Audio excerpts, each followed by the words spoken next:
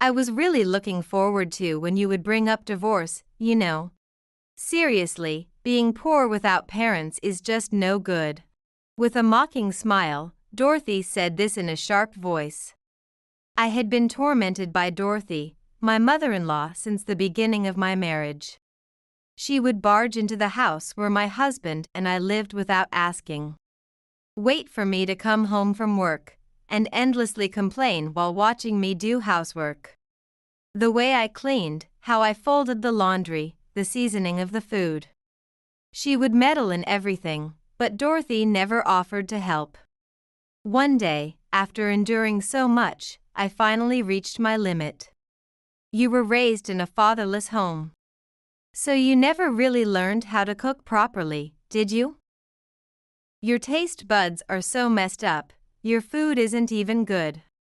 Dorothy, who had been sampling the food without permission, hurled such abuse. I had been raised by my grandfather since I was a child, as my parents were not around. I couldn't forgive her for mocking my grandfather, knowing this. In a fit of anger, I brought up divorce, and both Dorothy and Howard readily agreed. Dorothy, spewing things with a tone of satisfaction, was joined by Howard saying, "That's right. The difference in family status was just too great. Next time, we'll find someone with a family as good as ours." But the two of them didn't know. The time when they could laugh was only temporary. In the not-too-distant future, they would learn the truth and collapse in despair. My name is Lucy Thompson, a 33-year-old part-time housewife. 2 years ago, I married Howard, a senior colleague at work. He had been teaching me various things since I joined the company. If you don't understand something, feel free to ask me anything, he said with a kind smile, completely capturing my heart. I, who had little experience in love, couldn't actively approach him. Asking work-related questions was all I could manage. Even thinking about asking personal questions or inviting him out for a meal after work made my face hot. However, Howard eventually asked me out. I was attracted to your hardworking and sincere demeanor. Would you like to date me? I nodded without hesitation to his words. After dating for several years, we got married and started living together. In my heart, there was the joy of being able to be with the person I loved forever, as well as the relief of finally being able to reassure my grandfather. I had lost my parents when I was young, and my grandfather, Frank Irving, had taken me in and raised me. Why don't I have parents? During my rebellious phase, I would scream in a shrill voice at my grandfather, although I knew it wasn't his fault. Now that I'm an adult, such things are behind me, and we have a good relationship. The sad look on my grandfather's face at that time still haunts me. I felt guilty for causing him trouble and wanted to repay him somehow. I decided to be as filial as possible. I gave him presents with my first salary, took him on trips for his birthday, and brought him to nice restaurants. By marrying Howard and building a family, I thought I had finally truly reassured him. Lucy, be happy. At the wedding, my grandfather said this through tears, and I cried too. Initially, Howard and I were busy with work. But we had recently settled down and started thinking about having children. Of course, I wanted children, but the pressure from my mother-in-law, Dorothy, was also a factor that made me think seriously about it. Lucy, you've been married for 2 years now, haven't you? Don't you want to give me a grandchild soon? I couldn't count how many times she had said something like that. Yes, eventually. I would vaguely smile and divert the topic. But being confronted every time we met was quite stressful. Even when I looked to Howard for help, whether he noticed or pretended not to see, he said nothing. Tired of enduring the pressure to have grandchildren, I reduced my visits to my in-laws' home. But it was in vain. Dorothy started barging into the house where Howard and I lived. "Huh, Mother. Why are you here?"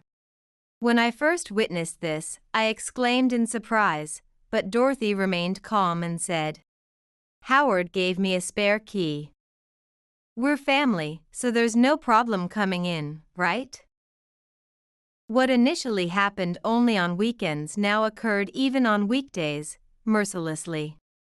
About 3 to 4 days a week, I was greeted by Dorothy in the living room as I came home.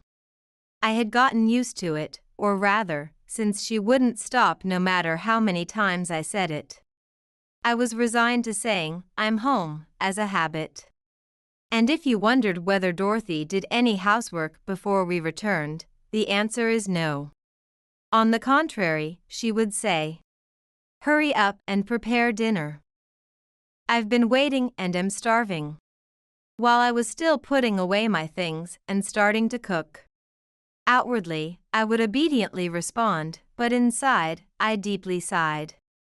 I had argued back before, but that would only lead to a long lecture.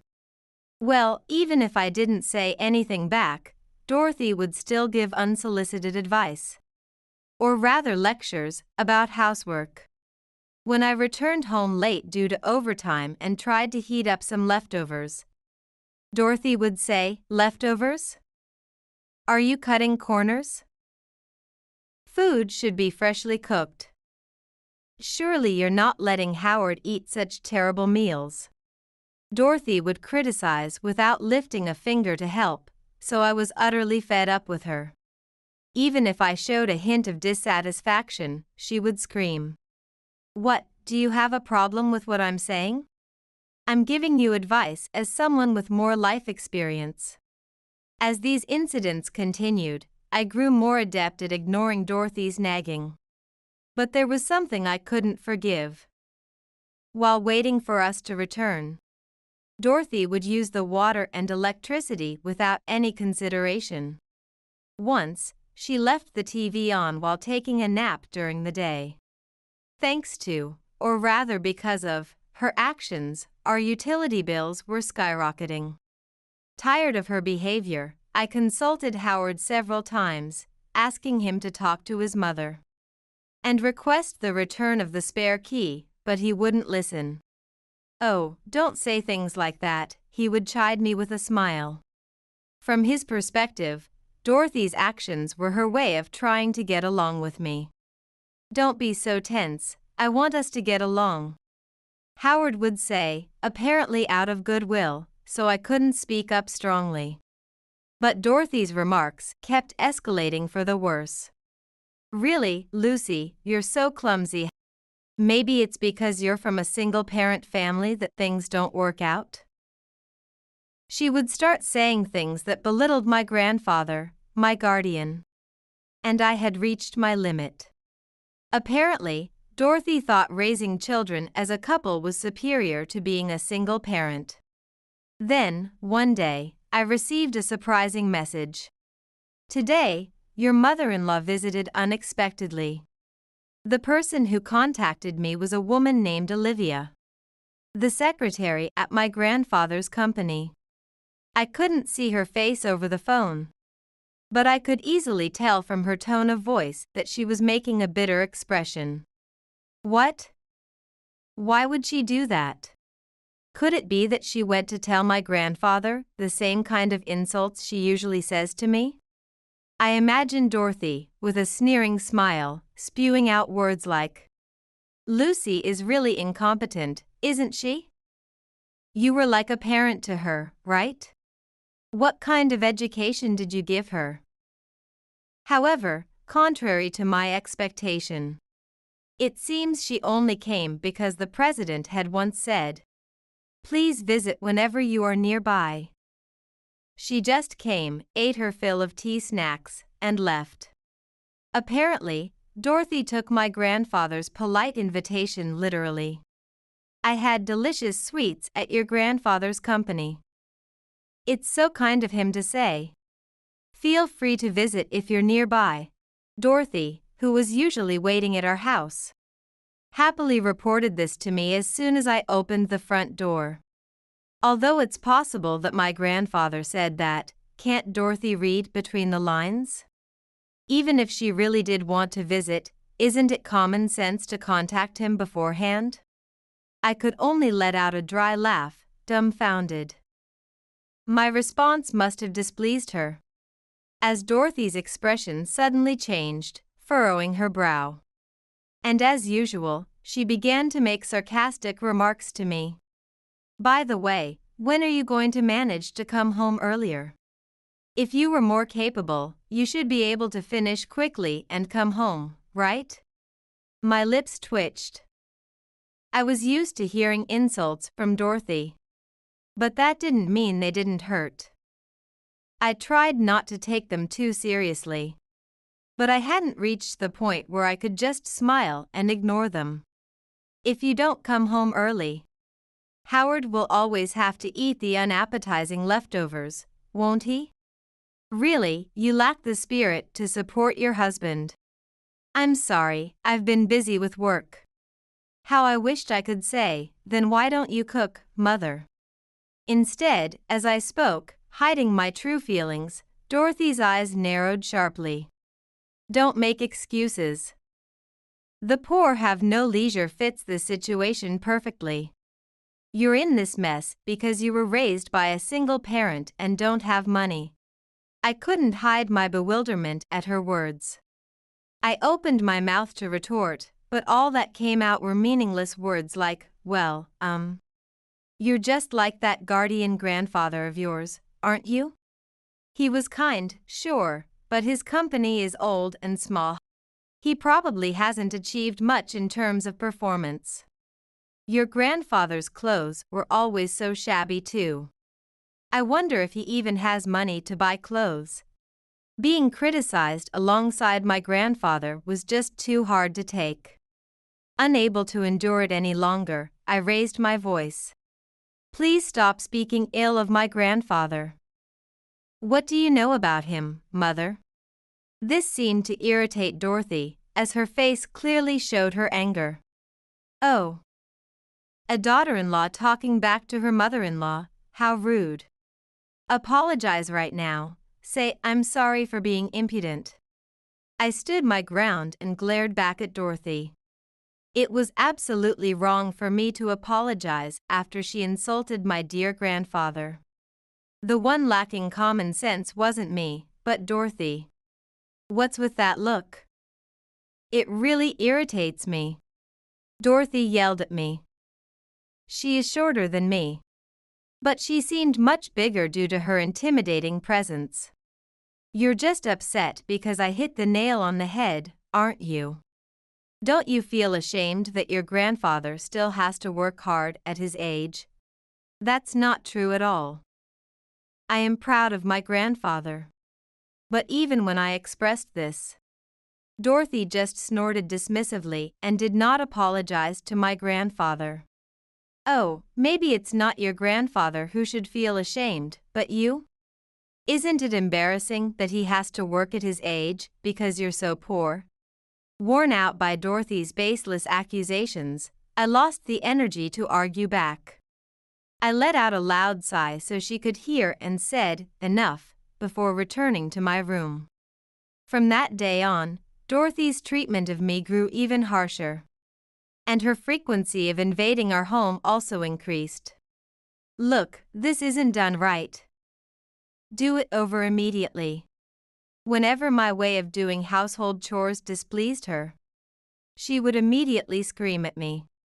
It started with complaints about dust left in the corners of the room or sloppy folding of laundry. And she even demanded I change the arrangement of the furniture because she didn't like it. Whenever I opened my mouth to say something, she would cut me off with a loud lecture. As this continued, I realized that if I didn't say anything, the lecture would end in about 15 minutes. It was a sad lesson to learn. As a result, whenever I heard Dorothy's angry voice, I would clench my jaw and endure silently.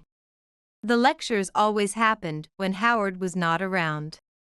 Your mother came to the house again on her own. She even gave a lecture, what should I do?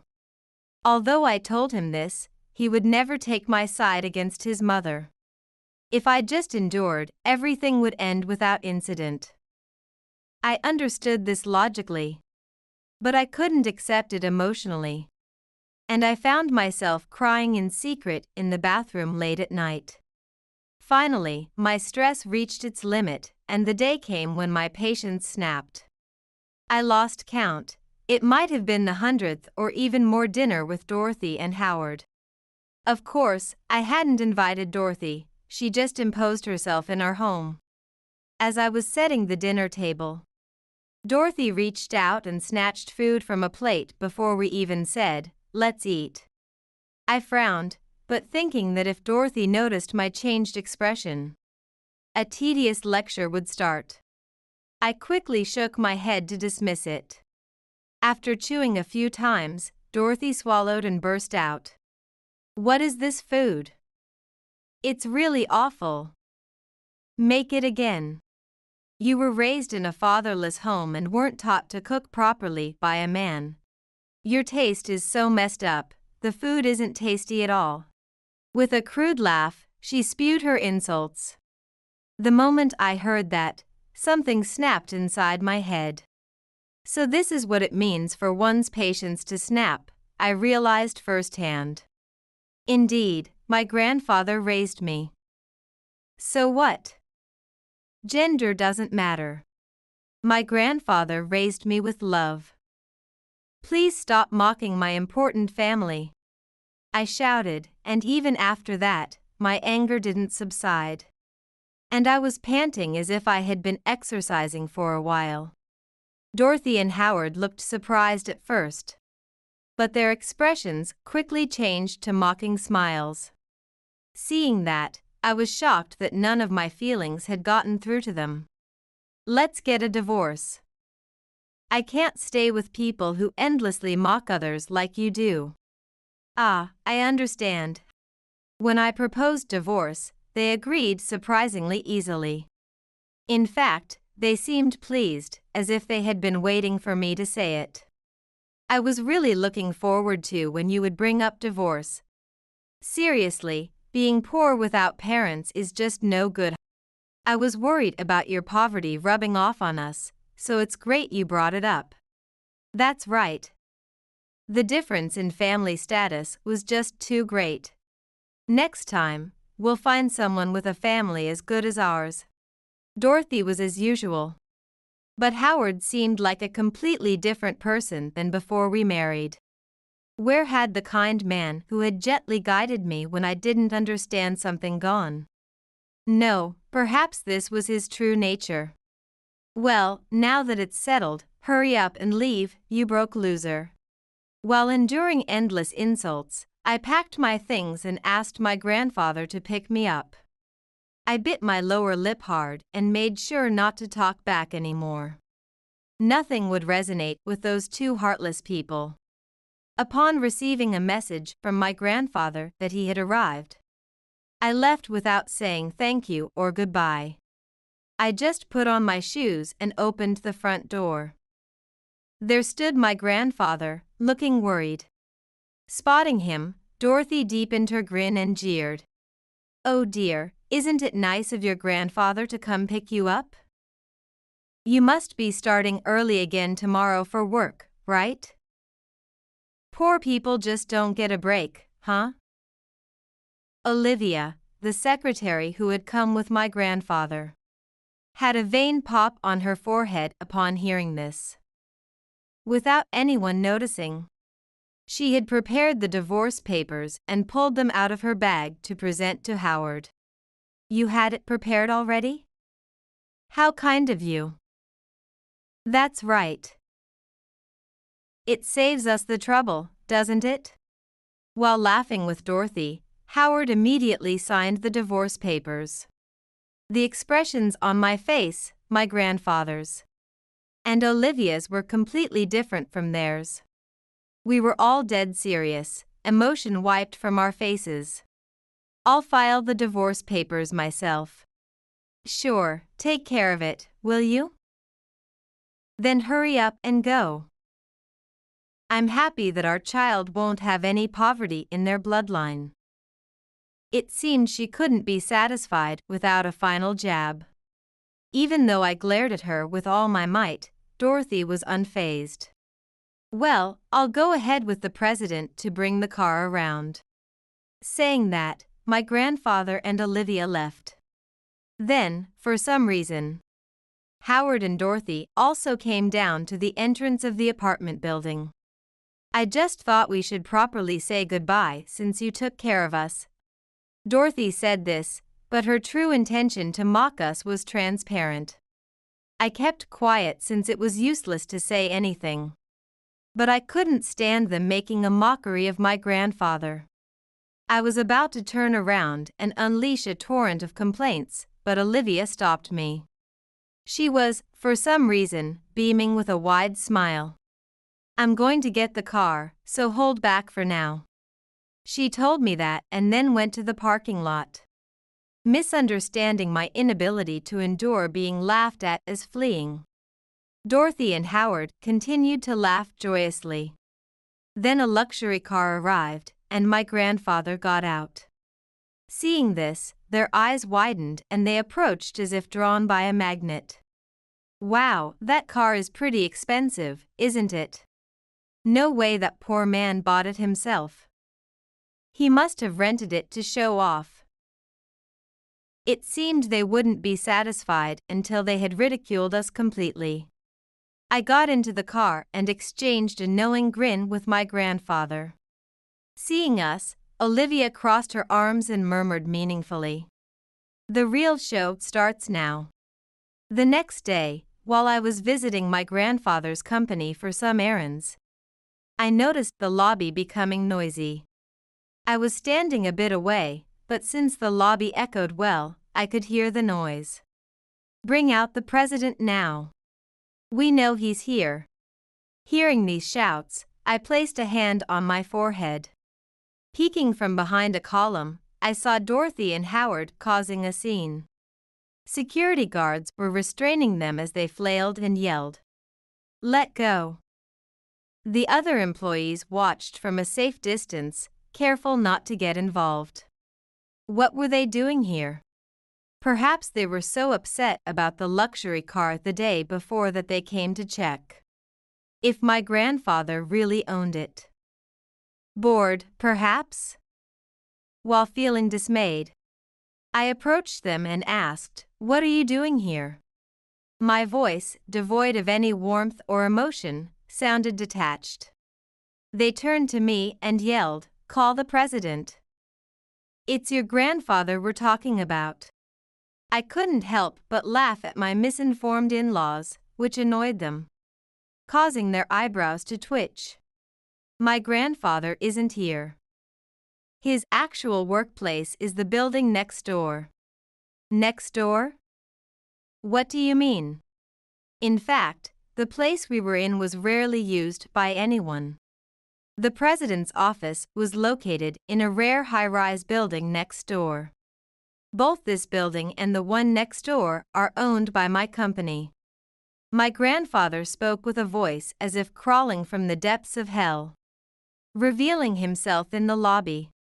My usually calm grandfather wore an expression I had seldom seen before, his eyebrows and eyes lifted in a demonic glare.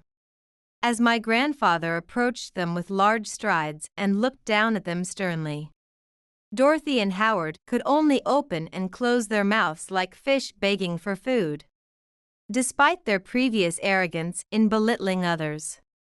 My grandfather, still unbent and tall, loomed over them with considerable presence. Dorothy and Howard were completely overwhelmed, and all they could manage was to let out a weak, hoarse noise as they exhaled. I never expected to be looked down upon just based on the appearance of the company I work for. What kind of thought process is that? No, I mean, we weren't looking down on you or anything.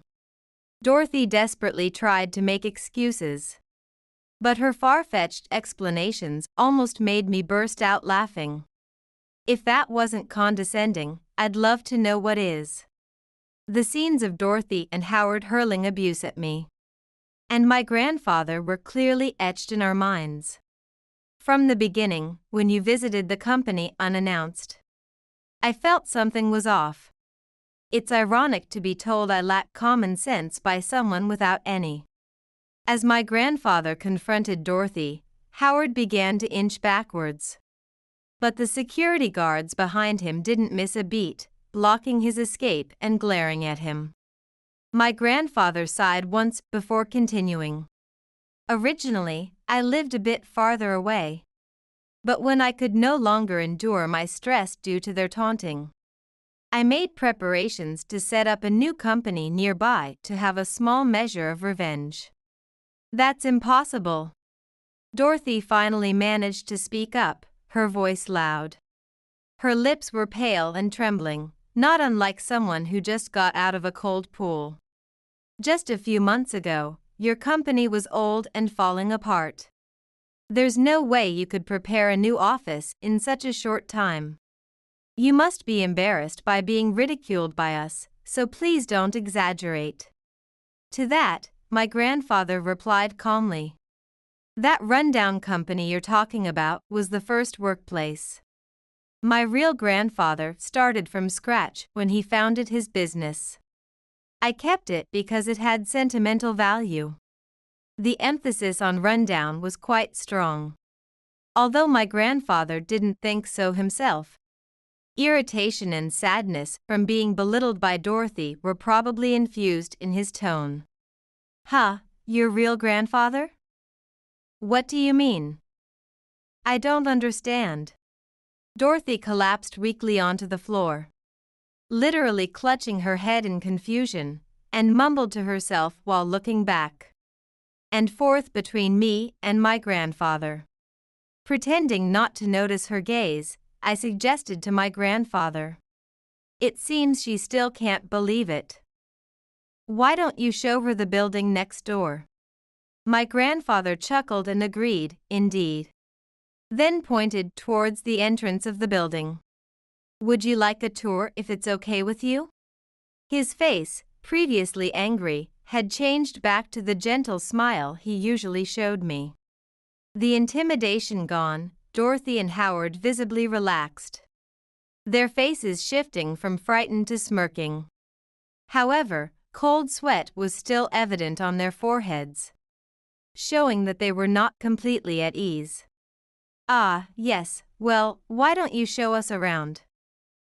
It seems they can't be satisfied without looking down on me or my grandfather. It's just the exterior that's nice. The inside must be as rundown as this place, Howard whispered to Dorothy, laughing, apparently still not realizing that my grandfather was displeased with being called rundown. Whether he was unaware of his own volume or not, we could hear everything clearly.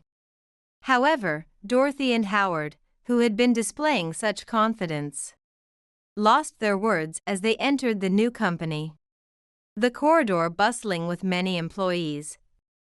The sophisticated design of the interior, they were so stunned that their jaws might as well have dropped. What is this? To think that he's running such a large company. Don't joke with us, are you mocking us? After standing rigid for a while, they seemed to snap back to reality, scratching their heads and beginning to go mad. Who was it that ridiculed us first? As they declared this, they stopped in their tracks and collapsed together. Then were dragged out by the security guards. After that, we received no further contact from them. Rumor has it that after ridiculing my well-known grandfather in the industry, Howard was being given cold stares at his company. He was feeling so sidelined that he was thinking of resigning from his job. He had mentioned marrying someone of similar social status after our breakup. But now it seems like that's not possible for him. My grandfather has further expanded the company and handed over the presidency to me. And now he is enjoying his retirement. Determined not to be outdone by his greatness, I vowed to work even harder.